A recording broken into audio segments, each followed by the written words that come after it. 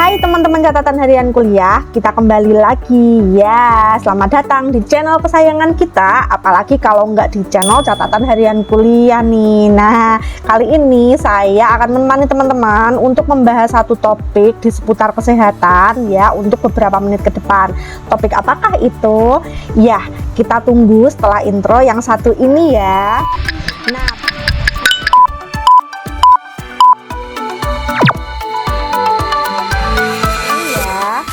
Nah, by the way teman-teman, apakah teman-teman pernah memiliki atau saat ini memiliki bintik yang seperti ini? Nah, apa namanya? Ya, apalagi kalau nggak namanya kutil. Jangan salah ya teman-teman, kutil itu beda dengan tahi lalat ya. Nah, untuk lebih jelasnya nanti kita akan membahas di video ini. Nah, teman-teman yang mulanya mungkin punya bintik kecil ini tuh satu ya teman-teman. Terus teman-teman jadi bertanya-tanya nih, lah kok bisa bintik ini tuh kok tambah banyak terus nyebar. Nah, jadinya kemana-mana deh. Yang awalnya satu terus habis itu nyebar ke bagian tubuh yang lainnya. Kira-kira kenapa ya? Nah, kutil ini teman-teman merupakan suatu masalah kesehatan yang dia itu terjadi pada permukaan kulit nih teman-teman. Nah, kutil ini bisa muncul di seluruh permukaan tubuh, terutama di bagian kulit nih ya. Nah, biasanya itu kutil ini sering dijumpai di area tangan atau di area jari-jari ya, maupun di bagian permukaan-permukaan yang sering lembab nih teman-teman. Nah, kemudian kutil ini tuh ya, dia yang membedakan dengan tahi lalat ya teman-teman. Meskipun kutil ini juga tergolong tumor yang jinak ya, karena dia memang ada penebalan di bagian kulit ya, makanya dikatakan tumor namun jinak. Nah, tapi penyebabnya adalah suatu infeksi teman-teman. Jadi ada infeksi di bagian area permukaan kulit yang disebabkan oleh virus yang namanya HPV atau Human Papilloma Virus. Nah teman-teman, untuk diketahui bersama bahwasannya HPV ini ya teman-teman, itu tuh memiliki berbagai macam jenis, bahkan jenisnya itu banyak sekali teman-teman, bisa ratusan. Nah, kemungkinan juga nih dia akan mengalami mutasi terus ya, sehingga dia itu akan memunculkan jenis virus HPV yang lain seperti itu teman-teman.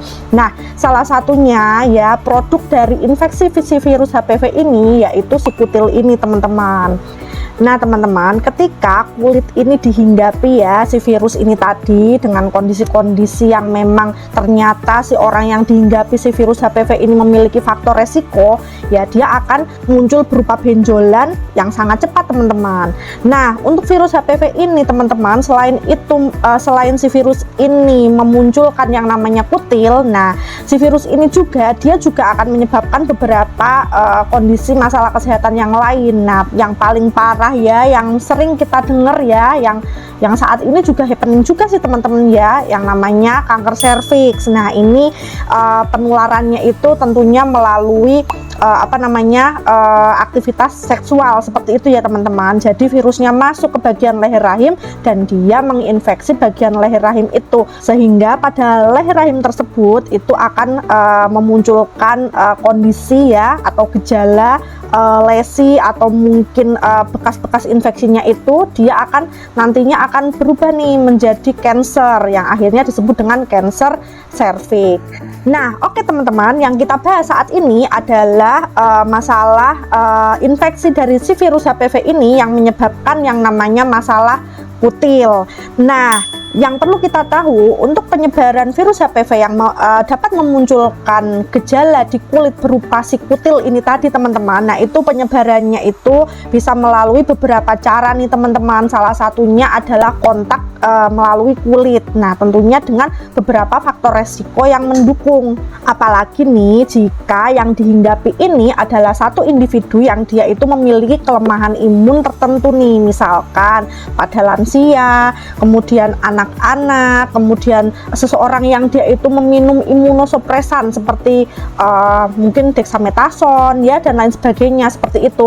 Kemudian juga orang-orang yang menderita HIV atau AIDS ya. Nah, faktor resiko yang lainnya teman-teman itu terdapatnya cedera atau luka atau lesi di bagian permukaan kulit teman-teman. Nah, kita tahu ya bahwasannya untuk media yang paling disenangi si virus HPV ini adalah sesuatu yang lembab dan kemudian juga didukung dengan adanya jaringan yang terbuka. Nah, seperti itu teman-teman. Jadinya ketika ada luka kemudian ternyata ada mungkin kehinggapan virus, dari mana itu entah asalnya ya teman-teman. Nah, itu sangat mudah sekali si virus ini untuk menginvasi dan tumbuh gejalanya. Kemudian juga faktor berikutnya adalah seringnya kita membuat area permukaan tubuh, entah itu tangan, kemudian kaki, itu menjadi basah atau lembab teman-teman.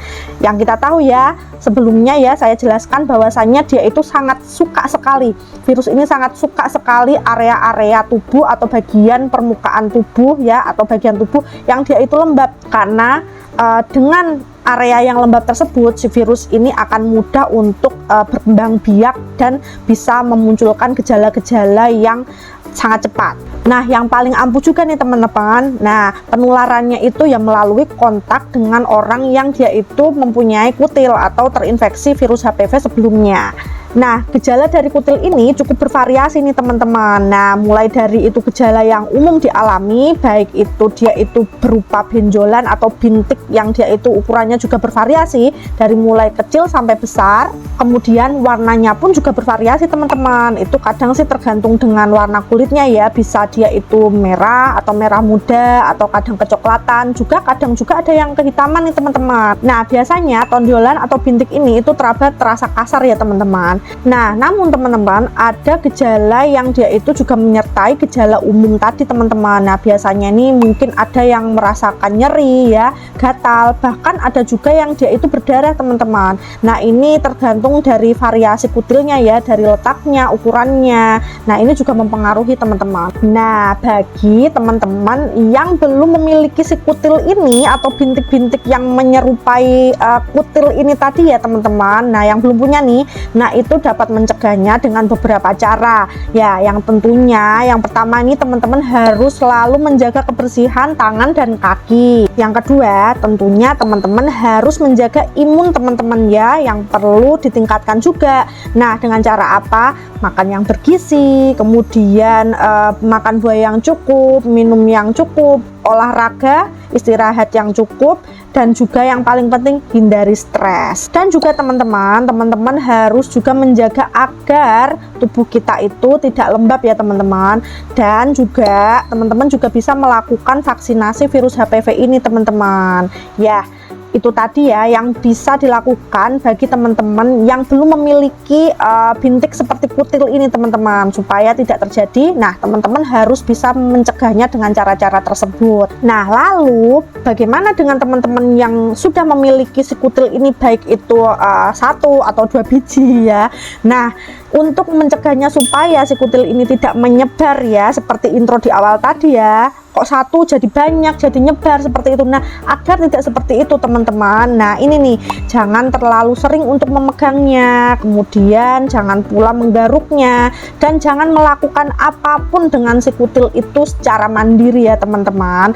Nah, karena apa sih teman-teman, yaitu ketika kalian itu sering memegangnya, menggaruknya, bahkan melakukan sesuatu, nah ini akan berpotensi untuk menyebarkan si virus yang berada di kutil tersebut ya, itu untuk menyebar ke bagian tubuh atau di permukaan kulit yang lainnya, seperti itu teman-teman. Nah, seperti intro di awal tadi teman-teman, bahwasannya kutil ini berbeda ya dari tahi lalat, yang mana tadi sudah dijelaskan kutil merupakan tumor jinak yang memang sama dengan tahi lalat, tapi dia itu terbentuk akibat dari infeksi yang namanya virus HPV. Nah, kutil ini memang sangat mengganggu penampilan dan kemungkinan juga bisa mengganggu kondisi kesehatan kita teman-teman ya.